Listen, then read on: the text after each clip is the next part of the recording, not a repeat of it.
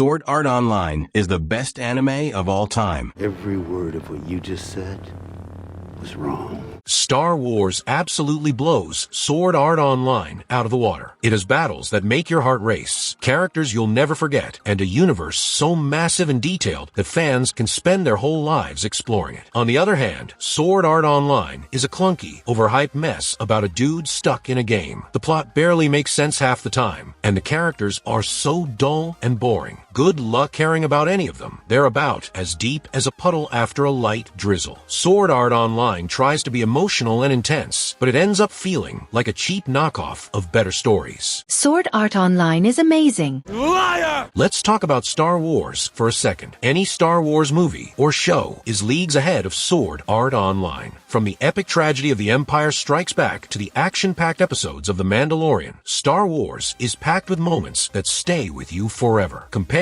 that to Sword Art Online's overdramatic nonsense and boring filler. Watching Star Wars feels like being part of something legendary. Watching Sword Art Online feels like you wasted your time. Let's take a look at some Star Wars movies and shows that are better than Sword Art Online. The Mandalorian and Cobb Vanth team up with the local Tusken Raider clan and the villagers of Mos Pelgo. Working together, they manage to defeat the Krayt Dragon. Cobb Vanth then gives the Mandalorian the armor like he promised. They part ways but hope their paths will cross again in the future. The Mandalorian rides off, and we can see a heavily scarred person watching him from a distance. So there's a lot to explain here. First of all, who is that guy at the end? Well, it's most likely Boba Fett. The character is played by New Zealand actor Temuera Morrison. He's the one who also played Jango Fett in Star Wars Episode 2 Attack of the Clones. Moreover, Temuera Morrison voiced Boba Fett in some of the Star Wars video games. Anyways, this scene confirms that Boba Fett survived the Sarlacc pit encounter. We'll probably find out what happened to him and how he survived in the later episodes. The Mandalorian takes place 5 years after Return of the Jedi, so it appears that Boba Fett has been living as a hermit on Tatooine since then. We still don't know whether he'll be a friend or foe to the Mandalorian, so it'll be interesting to see what happens. Furthermore, this is not technically the first time we've seen a Krayt Dragon in the Star Wars franchise. The giant skeleton that C-3PO walks past in Tatooine is the skeleton of a Krayt Dragon. The Krayt Dragons seem to be based on the sandworms from Dune, and the creatures from the Tremors franchise. The Krayt Dragons are usually hunted for the precious pearls in their bodies, which we saw one of the Tusken Raiders holding at the end. If you're wondering why the Krayt Dragon pearls are so valuable, this is the reason. Krayt Dragons had a very long lifespan, and during the course of their life, would ingest stones to assist in digestion. The corrosive digested fluid would break down and eventually dissolve the rocks. Rarely a stone would contain a kyber crystal that would remain in a beast's gut, being refined over the life of the dragon, until it formed a smooth, small sphere. Because the pearls were formed from kyber, they could be used in lightsabers. A lightsaber equipped with one of these pearls emitted a very powerful and destructive blade that emitted a howling sound when ignited. Also, the character Cobb Vanth, played by Timothy Olyphant, first appeared in an interlude of the 2015 novel Aftermath, which is the first installment in the Star Wars The Aftermath trilogy, written by Chuck Wendig. Some other actors in this episode are John Leguizamo as the voice of Gor Koresh, and Amy Sedaris returning to play Peli Motto. Last but not least, here's an interesting bit of trivia. This is the first episode that the Mandalorian creator Jon Favreau has directed himself. Jon Favreau wasn't able to direct any episodes of The Mandalorian Season 1 because he was busy working on the Lion King 2019 remake. Other directors for The Mandalorian Season 2 include Dave Filoni, Rick Famuyiwa, Bryce Dallas Howard, Carl Weathers, Robert Rodriguez, and Peyton Reed. What did you think of The Mandalorian Season 2 Episode 1? Let me know your opinion in the comments below. I personally thought it was pretty good. It was a lot of fun to watch, and there were a bunch of awesome Easter eggs. I'm definitely looking forward to watching more of The Mandalorian. Star Wars The Rise of Skywalker is the third installment in the Star Wars sequel trilogy, and the final episode in the 9-part Skywalker saga. If you're unsure about the ending, then you definitely came to the right place. In this video, I'll explain the ending of Star Wars The Rise of Skywalker. Afterwards, I'll also explain all the cameo appearances in the movie, so if you're interested in watching that, make sure to stick around after the ending explain part is over. This video will contain spoilers for Star Wars The Rise of Skywalker, so make sure you watch that movie first before watching this video. Anyways, let's get started. So Rey uses Luke's old X-Wing and travels to the planet of Exegol. She also transmits her location to the Resistance, so they can come later as well. Rey meets Palpatine and he demands Rey to kill him, which will transfer his essence into her. Ben Solo also comes to Exegol to help Rey. Ben defeats the Knights of Ren and the two face off against Palpatine. However, Palpatine is much stronger and he sucks Rey and Ben's life force to rejuvenate himself. Ben gets up but Palpatine incapacitates him, and he then uses his Force Lightning to attack the Resistance. Rey is very weak but she's still alive, and she hears the voices of many past Jedi, including Obi-Wan Kenobi, Yoda, Yoda, Qui-Gon Jinn, and Anakin Skywalker. The Jedi voices encourage Rey to fight against Palpatine. Rey dual wields Luke and Leia's lightsabers and is able to deflect Palpatine's lightning right back at him. I don't really know why Palpatine didn't just stop using his lightning, but whatever. Rey dies from using too much energy, but it turns out that Ben was still alive. He comes and sacrifices himself to bring Rey back to life. Ben and Rey share a kiss, then Ben fades away. The Resistance are able to destroy Palpatine's entire fleet with the help of many other ships. There is a huge celebration afterwards and lots of things happen. For example, Chewbacca finally gets a medal, which is a callback to how he didn't get one at the end of A New Hope. Rey travels to the Lars homestead on Tatooine, where she buries Luke and Leia's lightsabers in the sand. We see that Rey has built her own lightsaber and it's yellow. Some random old woman asks Rey what her name is, and Rey looks towards the Force ghosts of Luke and Leia. She says that her name is Rey Skywalker. The movie ends with Rey and BB-8 looking at the twin suns of Tatooine setting. So based on the ending, the subtitle The Rise of Skywalker clearly refers to Rey herself. It shows that Rey is not going to give up the way of the Jedi. Rey might be a Palpatine by birth, but she chooses to align herself with the Jedi. The movie is all about choosing your own path and destiny. The Skywalker saga might have ended, but it won't be the end of the Skywalker lineage. It's also hinted that Lando Calrissian might actually be Janna's father. Either that or he's trying to sleep with her. It was kind of unclear what they were going for, but I do believe that it's the former. Maybe we'll see more of this in a future Star Wars movie or TV show. Oh, and throughout the movie, Finn wanted to tell Rey something, but he never got the chance. We don't actually see what Finn wanted to tell Rey in the end, so I guess the filmmakers either forgot about this plot thread altogether, or it wasn't that important. I think Finn was either going to tell Rey that he's also Force sensitive or he has feelings for her. So what does Rey's yellow lightsaber mean? Well, in the Star Wars lore, the yellow indicated a Jedi Sentinel, a Jedi who honed his or her skills in a balance of combat and scholarly pursuits. If you watched the Clone Wars series, you would have also seen the Guardians of the Jedi Temple use double-bladed yellow lightsaber pikes. This is the last movie in the Skywalker saga, but it certainly won't be the last Star Wars movie ever made. In fact, Lucasfilm president Kathleen Kennedy has stated that the characters who appeared in this movie might also appear in future Star Wars movies. Kevin Feige, the president of Marvel Studios, will be producing a Star Wars movie in the future. Furthermore, Rian Johnson, the writer and director of Star Wars The Last Jedi, is also working on his own Star Wars trilogy, so you can definitely expect a ton more Star Wars movies in the future. The next Lucasfilm release dates have even been booked already: December 16, 2022, December 20, 2024, and December 18, 2026. Alright, now let's move on to the cameos on Star Wars The Rise of Skywalker.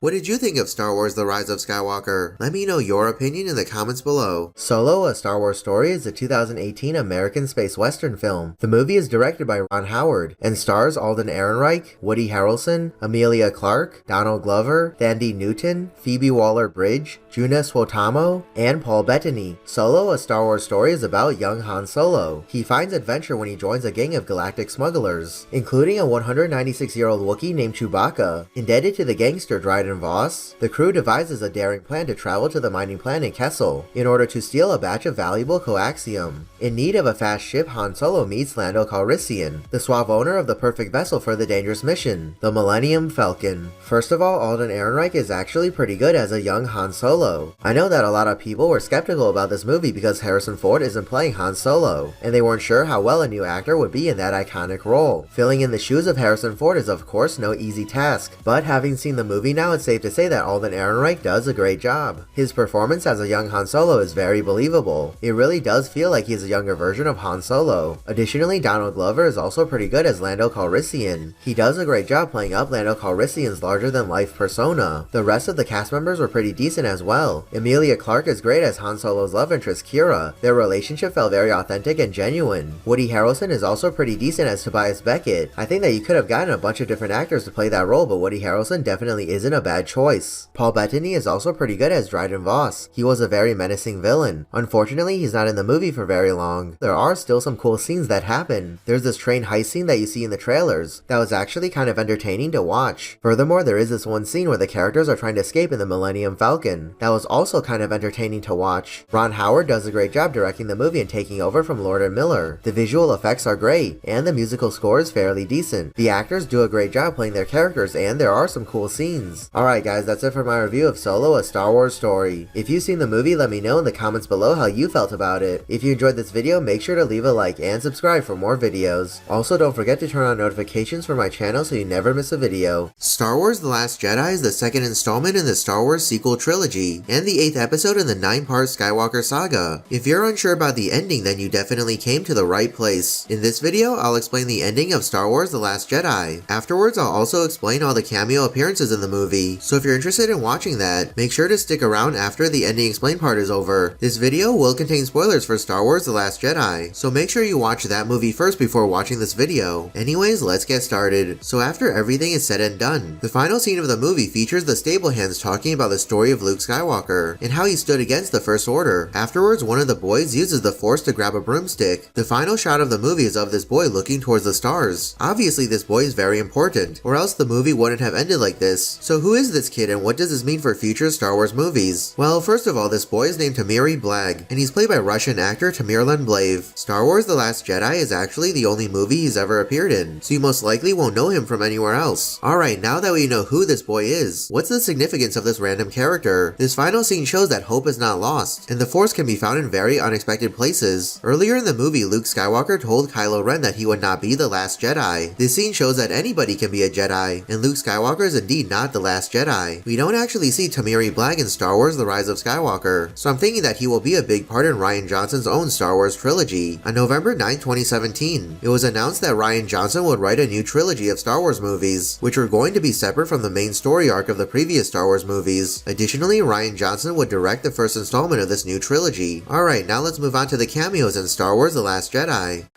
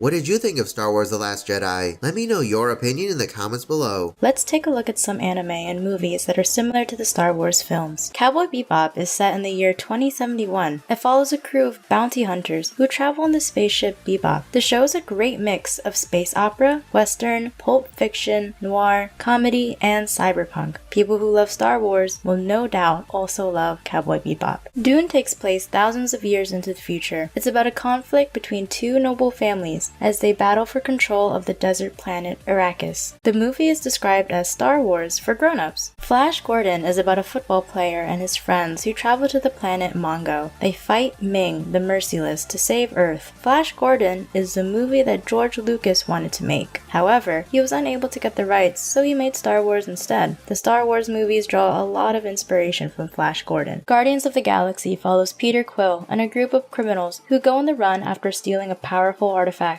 It's widely considered to be one of the best movies in the Marvel Cinematic Universe and shares a lot of similar story beats as Star Wars. JoJo's Bizarre Adventure might seem like a weird choice, but it's actually more similar to Star Wars than you might think, and definitely worth a watch. The Star Wars movies are all about the Skywalker family, and JoJo's Bizarre Adventure is all about the Joestar family. Jupiter Ascending was made by the same filmmakers behind the three Matrix movies. Many people classify the film as a cross between Star Wars and the Matrix. The movie centers on Jupiter Jones, an ordinary cleaning woman who discovers that she is an heiress of intergalactic nobility, and she must fight to protect Earth. Knights of Sidonia is set over 1,000 years after Earth is destroyed by gigantic aliens called Ghana. People are now living on massive spaceships, and the series follows Nagate Tanakazi, a pilot whose mission is to defend the spaceship Sidonia from the Ghana. Legend of the Galactic Heroes takes place in the distant future. The monarchic Galactic Empire and the Democratic Free Planets Alliance are constantly at war. The story chronicles Renard von Lonogram and Yang Wen Li's rise to fame and power. This is definitely the anime that's most similar to the Star Wars movies. Space Dandy was directed by Shinichiro Watanabe, the same person who directed Cowboy Bebop. The show follows alien hunter Dandy, who searches for rare and undiscovered aliens with his feline friend Meow and robot assistant QT. A lot of the creatures and planets in Space Dandy are similar to what you'd find in the Star Wars movies. Star Trek movies are constantly being compared to the Star Wars movies, so it makes sense to include them in this video. Both franchises are about space adventures, and they share many similar story elements. Furthermore, J.J. Abrams is heavily involved in both Star Wars and Star Trek. He directed 2 movies in each franchise. Super Dimension Fortress Macros is a sprawling space opera about intergalactic warfare and politics. The story is about humans fighting an alien species called the Centrade. This series is also responsible for popularizing the concept of mecha and has inspired several other well-known franchises like Transformers. The Fifth Element takes place in the 23rd century. The story follows a taxicab driver called Corbin Dallas and a woman named Lilu who work together in order to recover 4 mystical stones that are essential to defend Earth against the attack of a cosmic entity. The Fifth Element is definitely very reminiscent of the Star Wars prequels. The Irresponsible Captain Tyler follows Justy Ueki Tyler, a 20-year-old who just wanted to find an easy and decent paying job. He performs a daring rescue and saves some hostages. Now Captain Tyler is in command of the space cruiser Suyakazi, and the series is about his misadventures. If you're a fan of Han Solo, then you'll also love Captain Tyler, because they have very similar personalities. And that's it for this list. Which anime and or movie are you gonna watch next? Let me know your choice in the comments below. Also, do you know of any more anime or movies similar to Star Wars? If so, be sure to tell me. Well, that's it for this video. If you enjoyed it, make sure to subscribe so you never miss a future upload. As you can see, it's not even a contest. Star Wars is leagues ahead of Sword Art Online in every conceivable way. Star Wars is a legendary saga with epic, action-packed storytelling, unforgettable characters, and writing that has stood the test of time. Meanwhile, Sword Art Online is the definition of awfulness, a bland, uninspired series weighed down by shallow characters, repetitive plots, and cringe-worthy dialogue. Where Star Wars builds a rich universe filled with drama, excitement, and stakes that matter, Sword Art Online stumbles with its dull pacing and an over-reliance on tired tropes. If you're looking for true storytelling brilliance, Sword Art Online doesn't even belong in the same conversation as Star Wars. Additionally, here are some Easter eggs and references in Star Wars: The Rise of Skywalker,